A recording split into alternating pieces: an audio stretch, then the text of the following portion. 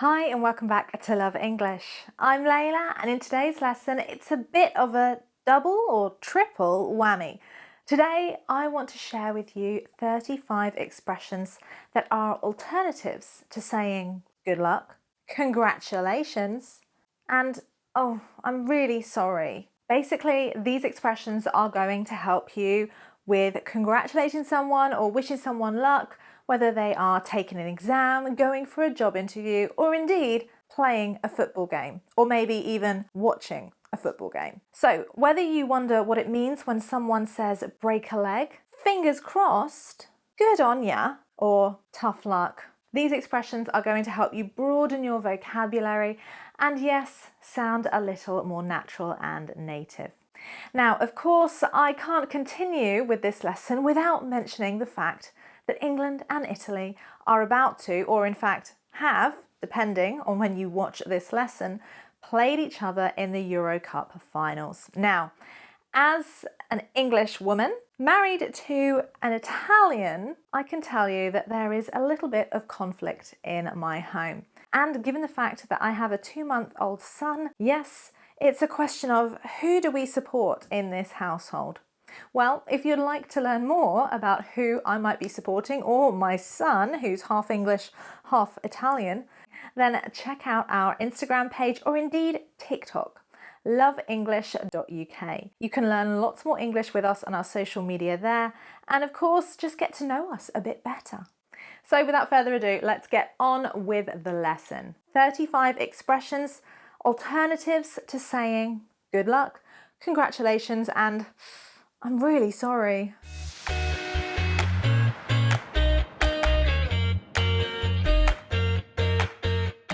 So starting with good luck. Now, when it comes to wishing someone good luck in a performance, perhaps it is playing a game, or indeed when it comes to acting in the theatre, this is originally where this expression comes from. If you tell someone to break a leg, you're not actually telling them to go and break their leg and fall over. No, you're doing this because it was considered bad luck, or is still considered bad luck, to wish someone good luck when they are going to act out in a play, basically. So it comes from the theatre and it is still used today. To wish someone bad luck in the case of giving them bad luck and saying break a leg, you're essentially negating the kind of jinx or the bad luck that there would be if you wish someone good luck. Does that make sense? It's seen as bad luck to wish someone good luck. So telling them to break a leg is making sense to you now? No, it doesn't really make much sense, but that's what we do, guys. You don't say good luck to somebody, you say break a leg, particularly when it comes to perhaps performing music or in the theatre, to negate the bad luck that you would be giving them if you wish them good luck. Don't worry, number one is probably the weirdest out of the lot here. That's why I'm leading with it. It's also very commonly used. So do try wishing someone, not wishing, but telling them break a leg, to try it as an alternative to good luck. Have a go. An English native speaker will definitely understand what you're talking about. And they'll probably very much appreciate the positive motivation you're giving them. Now, as a very simple alternative to good luck, you can say best of luck. Best of luck, okay? So it's very nice, very colloquial, and a more simple alternative to saying good luck. Best of luck. Best of luck with the interview. I'm sure you'll do great. Number 3, wish you the best, wishing you the best. This again is another alternative to good luck, and one that we would often use at the end of emails, letters, and actually even birthday cards. Yes, a very simple alternative to good luck, wishing you the best. Basically, you're wishing them good things. You wish them the best with whatever they are doing. Often, actually, you'll see this in a card. We send a lot of cards in the UK. Birthday cards, anniversary cards, sympathy cards if someone dies. We have a card for everything. But when someone leaves a job, you often give them a sorry you're leaving card, and saying wishing you the best is saying good luck in your new ventures, good luck in your new job. So wish you the best or wishing you the best. You don't need to say I or I am at the beginning. We omit those to make it sound a little bit more natural and colloquial. Likewise, number 4, all the best. All the best. Exactly the same and used in a similar way often in written form, but you can also say it. All the best with the match. I hope you guys win. Number 5, a bit more enthusiastic, a bit more passionate. Blow them away. Blow them away. Now, you can also say, I was blown away, I was amazed, surprised. But when you tell someone blow them away, using it as a verb, you're telling them to basically perform in a way that's going to amaze. So you would probably say this to someone going for a job interview. Good luck with the job interview. You'll blow them away. Or indeed, back to the example we're using today, a match. I think England are going to blow them away. They're going to be amazing. They're going to play brilliantly. So comment below.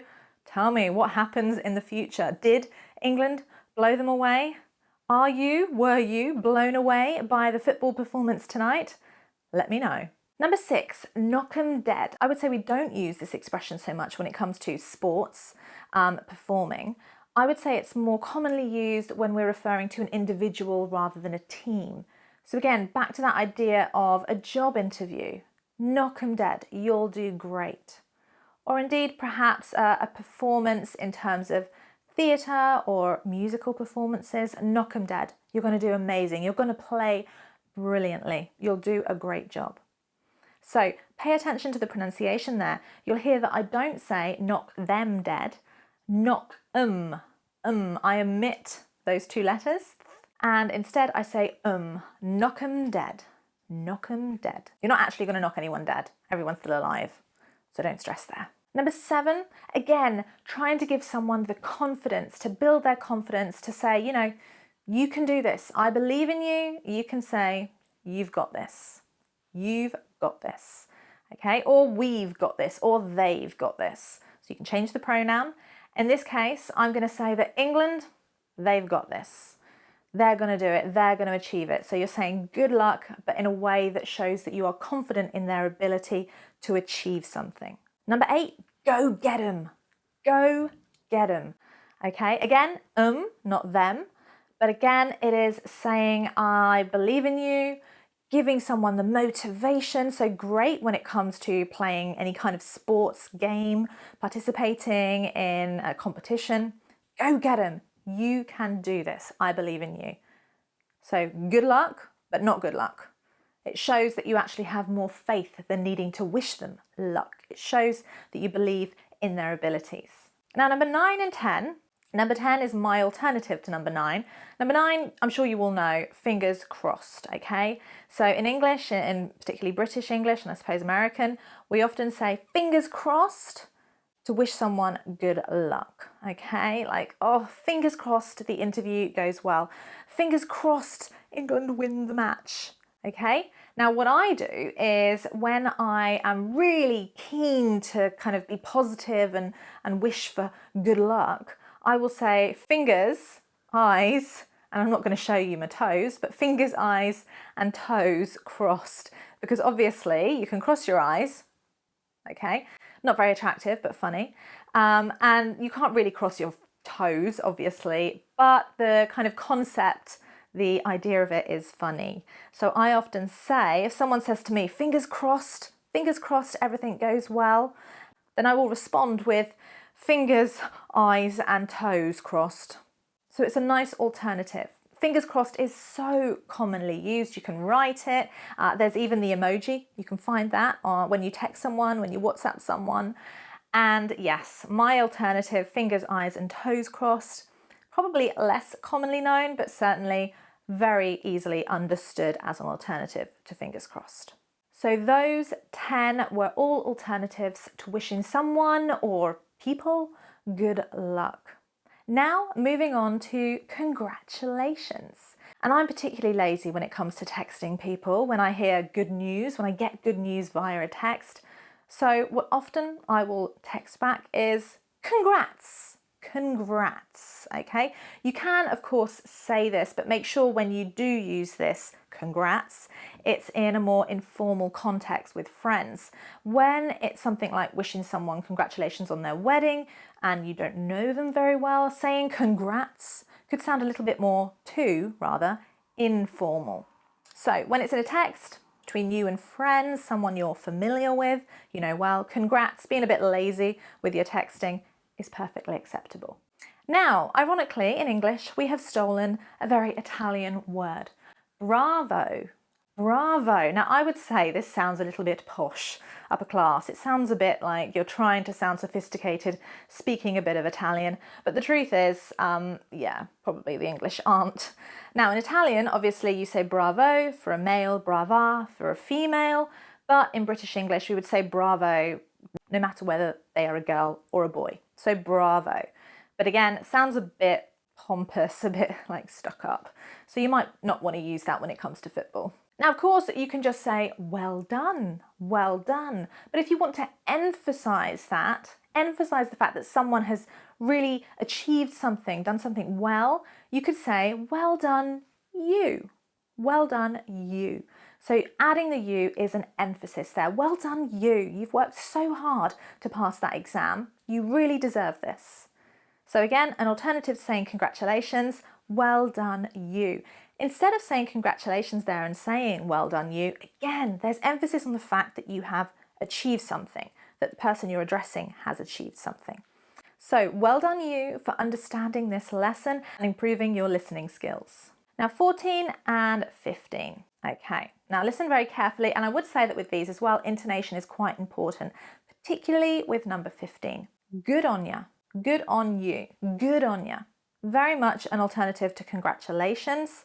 And again, saying, I'm happy for you, for what you've achieved.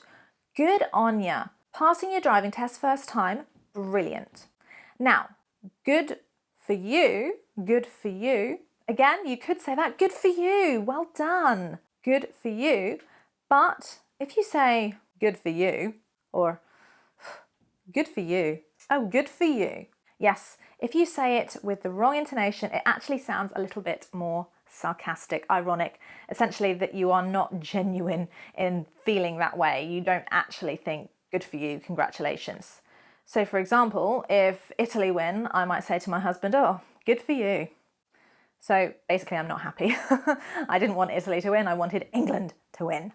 There you go. 16 and 17, again, so simple, slight variations in the two alternatives. Nice one, nice job. Nice one, nice job. Or good one, good job. Good one, good job. There we go. So very, very similar. Essentially, you can use those, you can alternate which ones you choose to use. But yes, an alternative to saying congratulations. You got the job? Nice one. Now, of course, you could use a positive adjective. Great, brilliant, amazing news. Simple, okay? You're pregnant? That's amazing news. Great news. Wonderful news. So you can choose an adjective. You could also use awesome. Awesome news. I would say that in British English, we are less likely to use awesome. I certainly don't. I'm more likely to use fantastic, amazing, yeah, that's it. Fantastic, amazing, or brilliant. Those are the adjectives I would use. Hats off to them. They played brilliantly. Hats off to them. Hats off to ya. Okay, now I say or ya because again, these expressions are more colloquial. They're spoken, and when we speak fast, more naturally, we often contract those sounds. So instead of you hear ya. Instead of them, you hear So hats off to them. Okay, take your hat off, show respect basically for their achievement and say, well done, congratulations. Hats off to them for winning the game. Now, this is an expression we might use, particularly with maybe children, in a situation where, and be careful not to sound patronizing too, but in a situation where someone has worked particularly hard and been successful. So you can say pat on the back, okay? You could say to somebody, give yourself a pat on the back for that. Okay, you've done a great job. Okay, so a pat on the back is, if you imagine someone giving you a pat on the back, you know, they're encouraging you, they're saying they appreciate what you've done and well done, congratulations.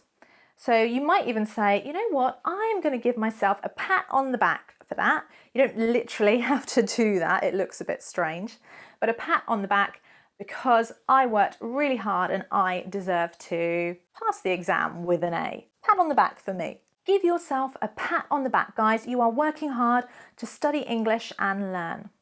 Pat on the back. You're doing a great job. Now, if someone is in the middle of or during the period that they're working hard to achieve something, you could tell them that either they are on a roll, you're on a roll here. I can't believe how many sales you've made. Or you could say more enthusiastically, you're on fire. What a brilliant job you are doing. So basically you're saying that someone is continuing to be successful. They're repeating this level of success that they're having. You might refer to maybe, again, a team or a music band as being on fire. They are having number ones after number ones. They are winning every game they play. They are on fire. Or they're on a roll. I think I would more commonly use they're on fire. It sounds a bit more enthusiastic, exciting. Now next, a couple of swear words. Well, it's really as much swearing as you want. I would often use bloody brilliant. Now bloody, as most of you know, is a very English swear word, okay? It's not too strong, but certainly bloody brilliant or bloody fantastic is so British. So if someone comes to me and they say, you know what, I've got a place at university, I got the place I wanted, I would say, bloody fantastic, you've worked hard, bloody brilliant, bloody amazing. Okay, so a nice alternative and really shows a bit of enthusiasm. Now, the next alternative, I will let you fill in the blank, okay? Basically, it's splitting congratulations and saying congratulations. Okay, very enthusiastic. Congratulations. Of course, you could also use stronger swear words. Congratulations, you get the idea. But I don't encourage using anything stronger than bloody. Swearing might be one of the first things you learn when you learn a language, but it doesn't mean you should be using those swear words, at least not too often, and certainly not in more formal situations. Right, now, depending on who loses the match tonight, you might want to use some of these alternative expressions to saying, oh, sorry about that. Oh, I'm so sorry for you. Okay, that can sound often a little bit patronizing. So as an alternative, you could say more formally, my commiserations, I'm sorry that this happened to you. So this is very much more formal. You probably wouldn't say it to someone who's a supporter of a football team, my commiserations. You're more likely to use it when it comes to perhaps, I don't know, maybe people getting divorced. My commiserations, I've heard about your divorce. My commiserations, I'm sorry to hear that you didn't get the promotion at work. Okay, so more formal. I would say not commonly used, but I wanted to teach you that word. Commiserations, my commiserations, to commiserate, the verb. Now, be careful with these next ones because it really does depend on your intonation, okay? If you want to be genuine, you can say, oh, better luck next time. And you might add something like you worked really hard, you played really well to show that you appreciate they did a good job, but they just didn't achieve what they wanted to. But if you're a bit more sarcastic, ironic, you might say, ha, better luck next time. Then you're showing you're not very genuine. You don't really care that they didn't achieve what they wanted to. 27, there's always next time. Again, this is not necessarily used in a sarcastic way, but could be used really well in the case of a driving test. If someone doesn't pass first time, you can say, there's always next time. There's always next time. You'll have another chance, basically. 28, good effort. Good effort. You know, you're saying, don't worry, you did make a good effort, and then you might add to that good effort, but there's always next time. So you could always combine some of these together. Good effort. There's always next time. Don't worry. Oh, bad luck. Oh, bad luck. Bad luck. Okay, so again, intonation is everything with these expressions. Depending on the tone of your voice, shows whether you are genuine, whether you feel sorry for them, or whether you couldn't really give two craps and you're not bothered that they didn't succeed. Number 30, oh, never mind. Never mind. There'll be other jobs that you can apply for. There'll be other football matches you can win. Oh, never mind, meaning don't worry. So try never mind, better luck next time. These expressions work really well together actually. Many of them are used commonly together. 31, you tried your best. You tried or you've tried your best, or they tried their best, okay? So it shows again an emphasis that you understand how hard someone has worked, but they didn't win. They didn't achieve what they wanted to. They didn't succeed. 32, I feel for you, or I really feel for you. I know how much you wanted to pass first time. I really feel for you. It shows empathy, understanding. You might even refer to a time where you didn't achieve what you wanted to, but then did when you tried again. So I really feel for you. I passed second time on my driving test, so don't worry. Okay, the last three, a few sarcastic ones, and if England lose, I know I'm going to get plenty of comments. Tough luck. Tough luck can be used in both a genuine and perhaps less sincere way. Tough luck. England really tried their best. Tough luck. You didn't win. Haha. And similarly, too bad. Too bad you didn't pass the exam. Oh, too bad. So again, listen to the intonation. Are you choosing to be genuine, or are you perhaps a little bit insincere and really you're happy because your team won? And finally, a very creative expression when you say that you feel sorry for somebody, but you don't. You're being very sarcastic when you use this expression. My heart bleeds for you. My heart bleeds for you. Okay, it's overly emphasized, it's exaggerated because it's not true. Oh, my heart bleeds for you. You didn't win the lottery. Oh, tough luck. Oh, my heart bleeds for you. Your team didn't win the match. Mine did. You get the idea, guys. Be very careful. I don't recommend using those expressions immediately after whoever loses, but certainly you can use these expressions in your day-to-day English. Again, use those perhaps less genuine, insincere expressions with friends as a joke, trying to annoy them, or the phrasal verb, wind them up. Okay, because you will wind people up when you say, oh, my heart bleeds for you, I'm so sorry for you. You're going to annoy them, you're going to irritate them, showing that you really think they're being silly or you don't care at all. So there we are, 35 expressions, very natural, simple, native expressions we use on a daily basis. Do comment below. There should be lots of comments on this video, okay? So comment below. Try using these expressions, try using them in a context, try using them when you speak. It's the only way you are going to remember them. And of course, we want you to use them to broaden your vocabulary. So whichever football team you support, however many exams you have, whatever job interview you go for next, fingers, eyes, and toes crossed, wishing you all the best. Bye.